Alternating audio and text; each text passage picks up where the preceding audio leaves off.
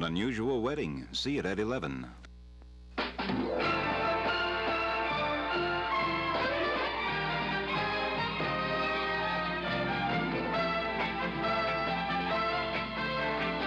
ABC presents a world television premiere on the ABC Monday Night Movie.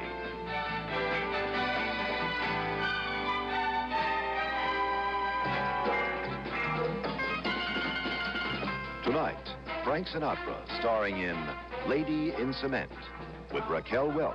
And you don't want it? When I want it, I don't want to trade for it. And Dan Blocker. You got anything else funny to say? You know, what sells best, the frozen peas or the corn? Ho, ho, ho.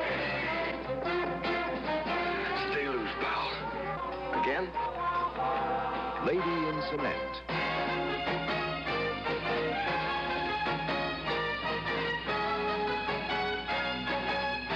The big news continues with Walter Cronkite in New York from KNXT Channel 2. From CBS News headquarters in Washington, this is the CBS Evening News with Walter Cronkite and Eric Severide in Washington, Bill Plant in Omaha, Nebraska, Sylvia Chase in New York, Bruce Hall in Marietta, Georgia, John Lawrence in London, in Washington, Dan Rather, Bruce Morton, Marvin Kalb, Bob Schieffer, and George Herman. Good evening. In a rare second State of the Union message to Congress today, President Nixon set forth his legislative priorities and called for a cooperative effort to deal quickly with the nation's problems. The Democratic leadership also sounded a theme of cooperation, but it quickly became apparent that their priorities differ from the president's. Dan Rather and Bruce Morton have the details. The president urges Congress to keep down spending for domestic needs. To do otherwise, he argues, would be to fuel inflation. But he warns against cuts in the defense budget because he says the hope of the world for peace lies in America's strength. He wants fast action on the Alaska pipeline, allowing increases in natural gas prices, restoring the death penalty, and about 4 dozen other bills already before the Congress. There are no new ideas for laws in today's message, although the president promises to have plans to present to Congress soon to better middle-class housing and to help the poor. The president's whole tone in the message today is more conciliatory than that of his Wednesday news conference, in which he described Congress's performance as disappointing. The word disappointing was not used today. But without saying so directly, the president does leave the clear inference that if Congress doesn't pass the bills he wants, legislators will be open to the charge that they are lazy or too eager to adjourn, or both. Dan Rather, CBS News, the White House. Majority Leader Mike Mansfield met with Senate Committee Chairman this afternoon to start work on a list of must bills, but it won't be Mr. Nixon's list. Tax reform appears out. A trade bill this year is questionable. Some things, like the Alaska pipeline bill, will go through pretty much the way the president wants. Other presidential programs, like special revenue sharing for education, appear dead. The Congress will pass its own domestic programs in many areas, and they may cost more than the president wants. The Congress will try to spend less than the president wants on defense. Mansfield today denounced what he called exotic weapons systems that don't work and said the U.S. can spend itself into bankruptcy unless the trend is reversed. On the House side, Speaker Carl Albert explained, cooperate, but over what? The Congress obviously cannot get its own way on everything. And I don't think the president can either. When it comes to compromise, we can both get a whole lot. But if the president simply wants to make an issue out of what he doesn't get rather than out of getting as much as he can, well, that's his prerogative. So Mr. Nixon will get some bills he wants, some compromises, and some bills he really doesn't want at all. For instance, bills limiting his war-making power and denying his right to impound congressionally approved funds. Bruce Morton, CBS News, Capitol Hill.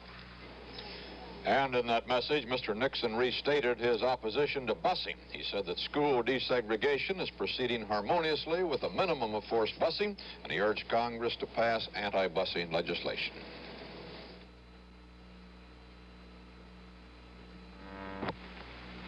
Why, Morris, where were you?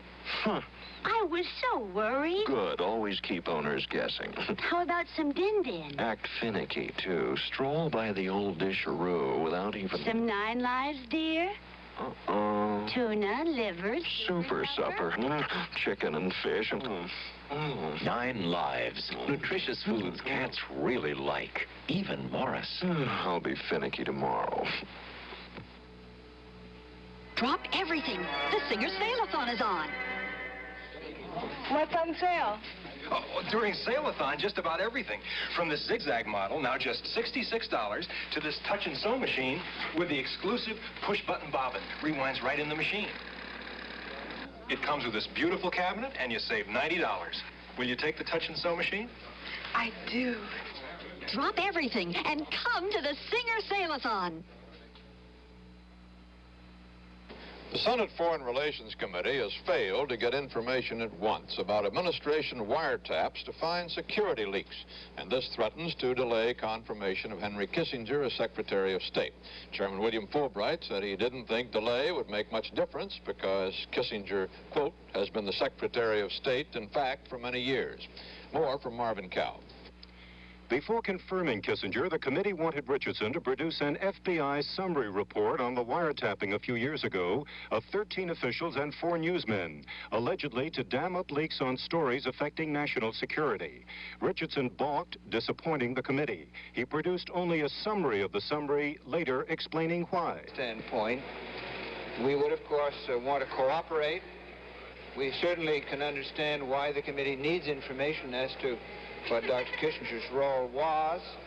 We have given the committee all the information on that score that we have, but I have said that it seemed to us that the committee's purposes would not be served by furnishing information about individuals, and those individuals themselves could potentially be hurt or embarrassed.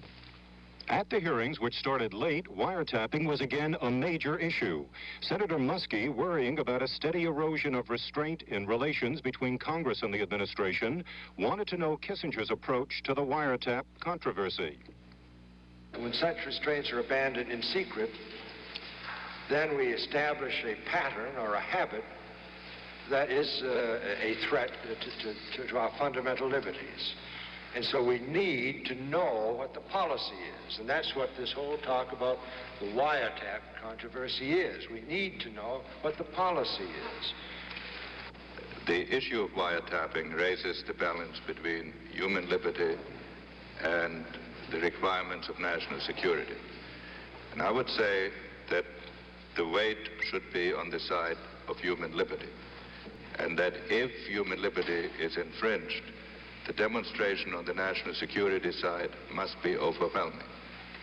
The committee is seeking a way out of this wiretap controversy. It's decided to send a 2-man delegation consisting of Senators Case and Sparkman to discuss in detail with Attorney General Richardson Kissinger's role in this entire wiretap affair.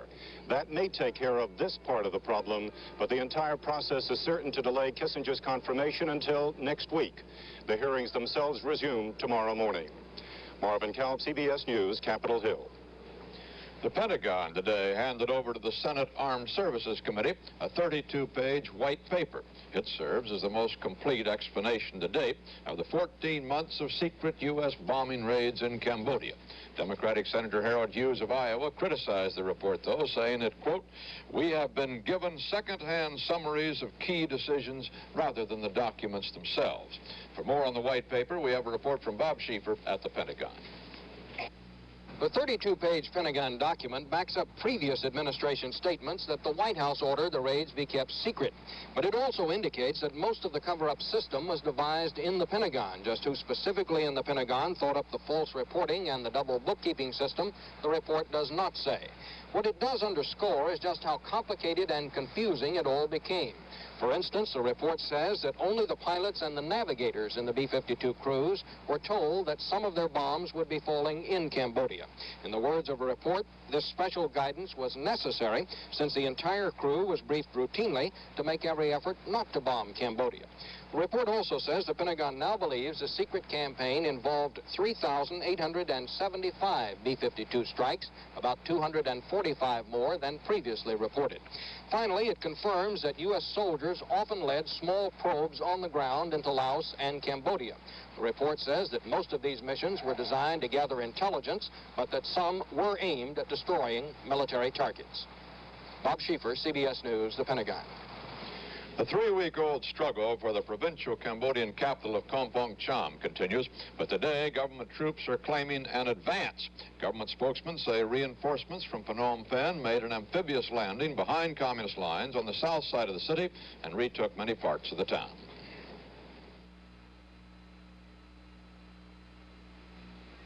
This is my husband, Bill, our daughter, Alice, and our son, John. And we are one lucky family, because we've got our health.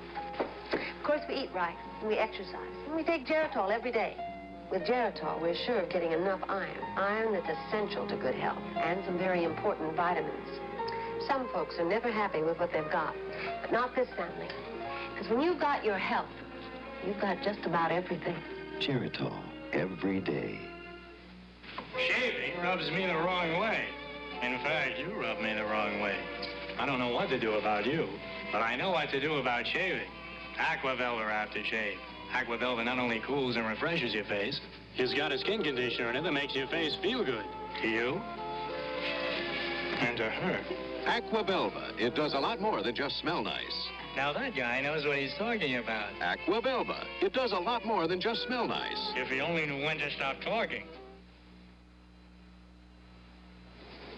The Cost of Living Council today gave the steel industry the price increase it wanted, but split it into 2 steps, 3 months apart. The total increase of around 5% will be effective by January 1st on flat rolled steel used in many consumer products from toasters to automobiles. If the full increase is passed on to consumers, officials estimate it could raise the retail price of a toaster 1 cent, of a car $15. The price freeze on beef ended today, and nothing startling happened. Housewives found prices about the same at the supermarket, and the number of cattle going to market held pretty steady. Consumers and cattlemen seem to be playing a waiting game, each trying to figure out what the other would do. We have 2 reports, starting with Bill Plant in Omaha. Cattle buyers and sellers at the Omaha stockyards reacted cautiously to the end of the freeze. There was no stampede to sell. 4,500 head, a normal number, arrived today, and the price, negotiated by packing house buyers and commission agents, held steady at around 49 cents a pound. Don Magdans of the National Livestock Feeders Association doesn't believe any significant number of animals has been withheld from market, but thinks many sellers will wait a few days to see what happens. Magdans concedes that retail prices will be going up.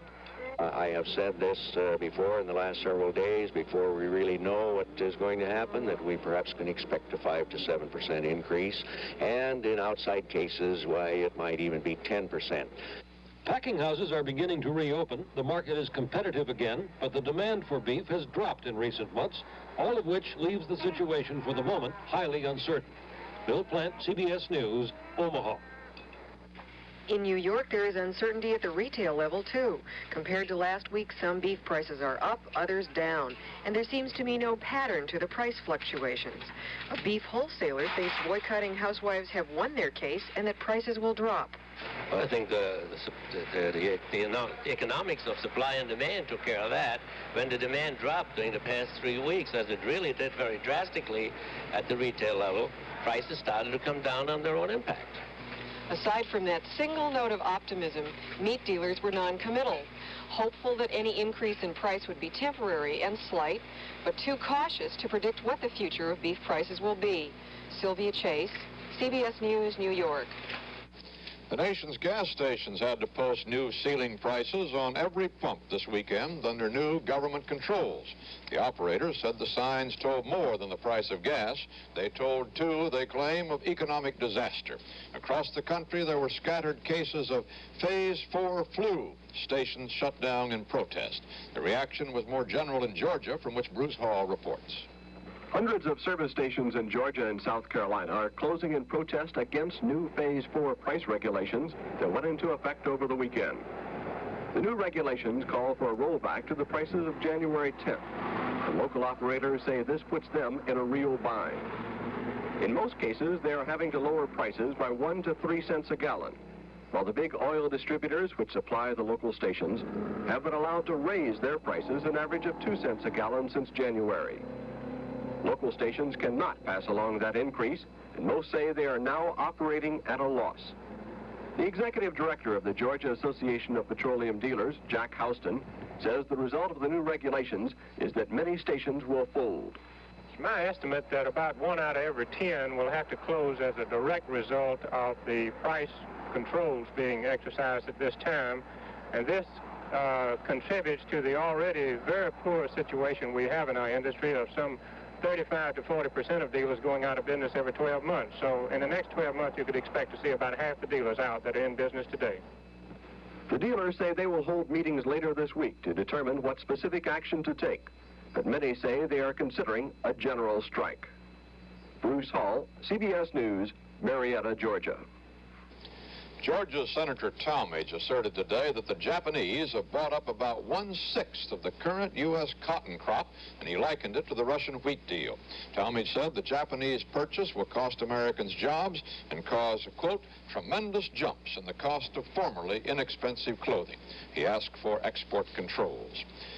Russell Train, who won Senate confirmation today as head of the Environmental Protection Agency, has defended President Nixon's call for a relaxation of some clean air standards. Train called it an emergency short-term step to try to avoid a shortage of heating oil.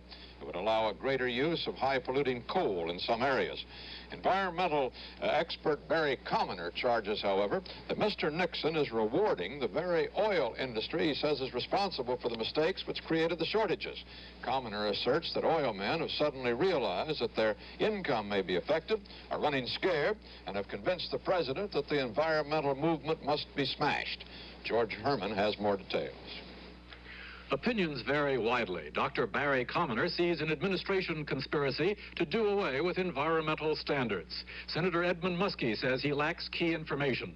And Russell Train worries about the balance of dangers from cold homes and from dirty air. Dr. Commoner attacks. Mr. Nixon's energy policy is scientifically nonsense. And you have to decide whether his staff work is so poor that they don't know what they're talking about, or whether his energy policy is designed for another purpose. And I think it is. I think his energy policy, as far as I can tell, is designed to smash the environmental improvement thrust in this country. And I think that when people realize that, they're going to see that they're in a Watergate situation again. Namely, we're being bamboozled instead of informed. Muskie, interviewed by Connie Chung, takes a middle position, acknowledging that we may have to relax air standards, but insisting on positive proof first. To say that, that there's no conceivable circumstances in which you may have to modify your proposal, I think would be error and misleading. But before we change something that hasn't really had a chance to start, we have a right to demand that the case be made for, and the president hasn't made the case. Russell Train tries to seek a balance for the administration. He says cold homes mean sick people just as surely as dirty air, but he's not happy about the air pollution variances.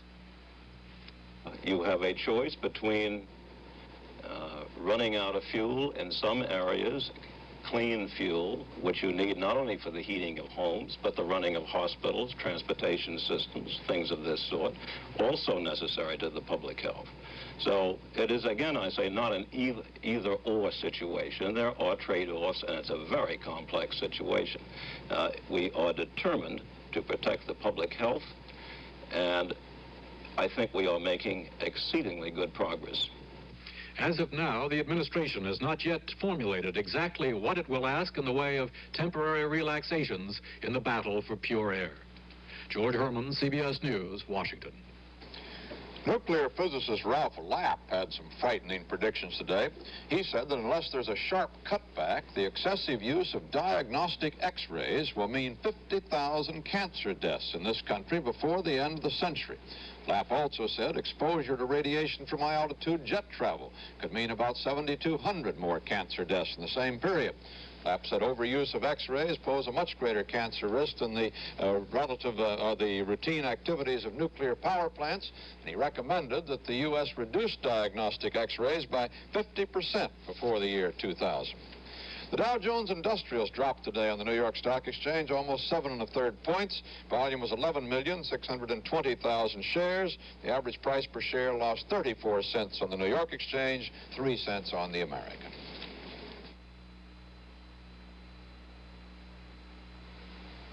I asked the gentleman, where can we go for a little peace and quiet? He says, Mr. Fields, I've got just the place. Peaceful little cottage nestled in the heart of the mellow mountain. My head, my stomach, I need some Alka-Seltzer. When you have heartburn and headache, Alka-Seltzer relieves your headache and neutralizes all the acid your stomach has churned out. Alka-Seltzer, it's the greatest.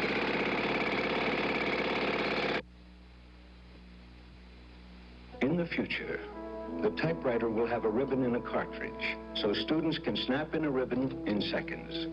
For professional-looking results, there'll be a special film cartridge. And for mistakes, there'll be a correction ribbon cartridge. The future is now. Introducing Smith Corona's new cartridge ribbon typewriters in electric, portable, and office models. See them now.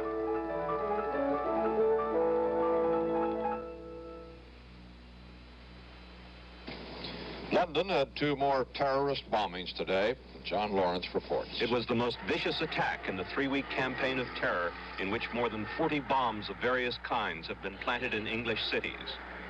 The bombs exploded within an hour of each other at lunchtime in 2 of London's busiest railroad stations, King's Cross and Euston. 13 people were hurt, 3 of them critically, raising the number of injured since last month to 25. The bombers, believed to be Irish Republicans, slipped through the tightest police security operation since the war. Today's bombings, added to the wave of others in recent weeks, have created fear in the minds of many of London's rush hour commuters. Well, it is rather frustrating. I come to business every day wondering how I'm going to get through and how I'm going to get home. And it rather worries me.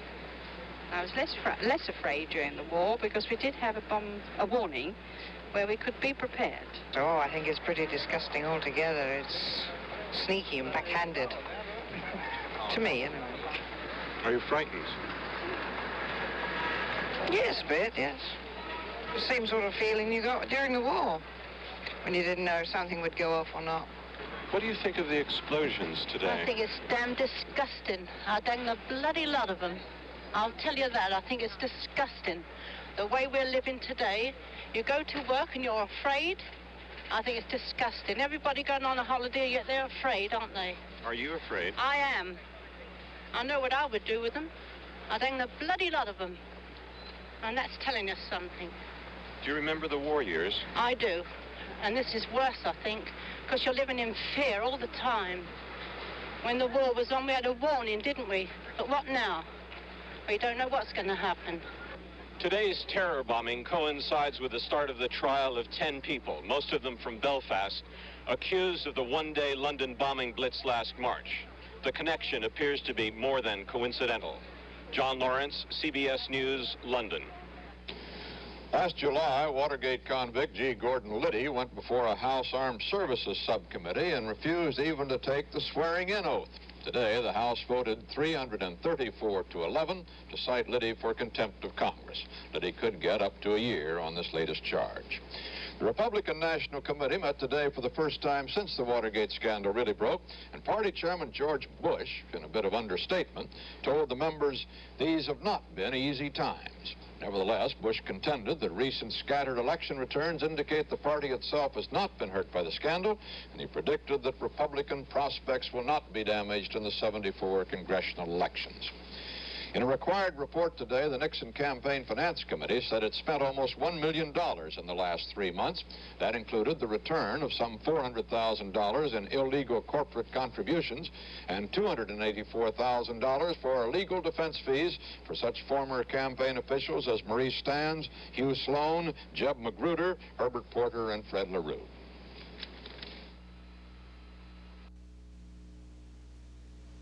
When the makers of Taster's Choice brought out a coffee with fresh perked flavor, I said, terrific. But what about us decaffeinated drinkers? Give us fresh perked flavor. And you know, they heard me. Taster's Choice decaffeinated freeze-dried coffee. It looks, smells, and tastes like fresh perked. But it's 97% caffeine-free. Taster's Choice. Thank you. And, good night. Morning, neighbor. Join us for breakfast? Today is the first day of the rest of your life. Start right with Total. Start eating right and watching your weight with Total. Each delicious ounce gives you 100% of the minimum daily adult requirement of vitamins and iron. Today is the first day of the rest of your life. Start right with Total. At the European Riding Championships in Kiev, Russia this weekend, Britain's Princess Anne took a spill at the second fence when her horse got caught in the jump and fell. At first, doctors said she suffered a chipped collarbone, and they said it was a cracked collarbone. Well, today, after a medical examination in Aberdeen, Scotland, a palace spokesman announced that Princess Anne did not break her collarbone. Eric Sevareid has studied President Nixon's message to Congress today, and here is his analysis. This has been one of those rare golden days that make Washington a beautiful city again in spite of past heat waves and scandals. Acrimony is a bit sinful on a day like this, so there hasn't been much disposition on Capitol Hill to quarrel with the President's supplementary State of the Union message. Besides, it was conciliatory in tone, much more so than his news conference challenge to Congress last week. And there is considerable disposition among congressmen to be conciliatory. Quarreling loses its charm even around here, at least briefly. It is the tone of the message that attracts attention, not so much its content. There's nothing really new in the proposals. They do tend to throw more responsibility on Congress for such ailments as high prices and low fuel supplies. But in the main, the message is a goad for getting on with old and pending business. Mr. Nixon is still in favor of a balanced budget, against increased domestic spending, against decreased military spending, against a tax increase, and vague on tax reform, except for giving old people relief from rising property taxes. For the last year or so, the Congress has been trying to find its identity, so to speak, trying to assert itself, and today the President says he welcomes what he calls the congressional renaissance. He believes in power balanced, he said. A lot of congressmen are glad to hear it. The whole conviction on the Hill is that power had gotten radically out of balance, that the White House had it all. He is careful to add that he will continue to protect presidential powers. That is taken by some as a warning that he will veto the bills abridging presidential war-making powers and curtailing his right to impound congressionally authorized funds. If he does, we're just about back to square one pre-Watergate, because those two bills are precisely designed to stop the erosion of congressional rights and powers. The White House lost authority these past months because of corruption and the abuse of its powers. The Congress had been losing authority because of its built-in inefficiency, loss of nerve, and weak leadership. It has to reorganize itself still further to stand up to a president. It is the administration that has gone the furthest in reorganizing itself, forced to by the scandals. A better balance is needed, but we will continue to have government that is more presidential than congressional. It's too deeply ingrained in our modern history to be overturned overnight. Presidents are still elected to be the leader, not the follower. And that's the way it is. Monday, September 10th, 1973. This is Walter Cronkite, CBS News, reporting from Washington. Good night. Find someone and share your love. Find someone and dare your love. Ginger ale tastes like love. Canada Dry. Ginger ale tastes like love. Canada Dry. Find someone and share it. Tastes like love.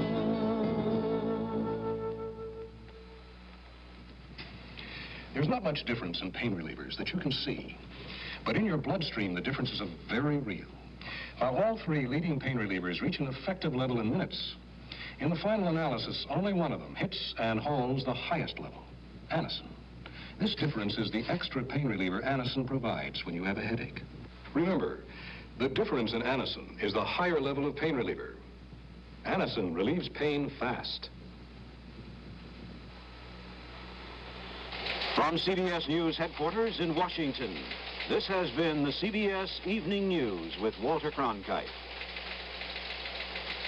Melvin Laird, Chief Domestic Advisor to President Nixon, will be interviewed live tomorrow on the CBS Morning News with Hughes Rudd and Sally Quinn. The sale of women into slavery begins a bizarre chain of events that lead to danger in Dodge City. Watch the season premiere of Gunsmoke tonight at 8, 7 Central on CBS.